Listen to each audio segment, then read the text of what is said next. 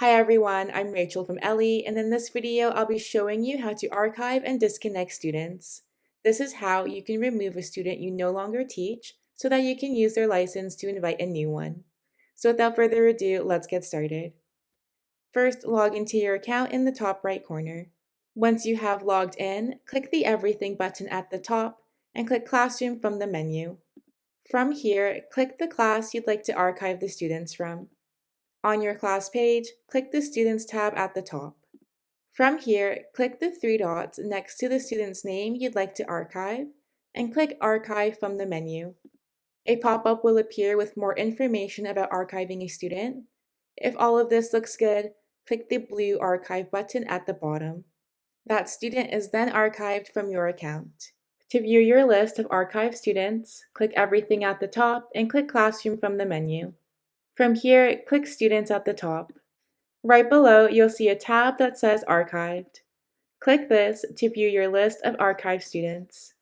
From your archived students list, you have the option to restore the student or to completely disconnect them.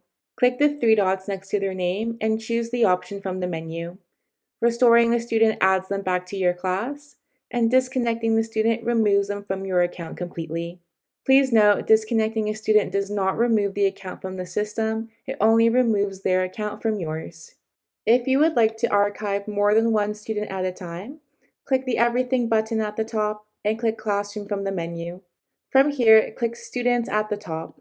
On the Students page, check off the box next to Name to select everybody on the page.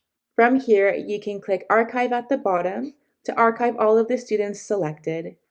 The same goes for if you would like to disconnect more than one student at a time.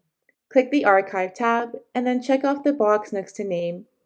At the bottom, select if you would like to restore the students or disconnect them.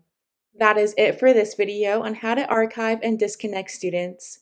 If you have any questions, please let us know. Happy teaching! Ellii.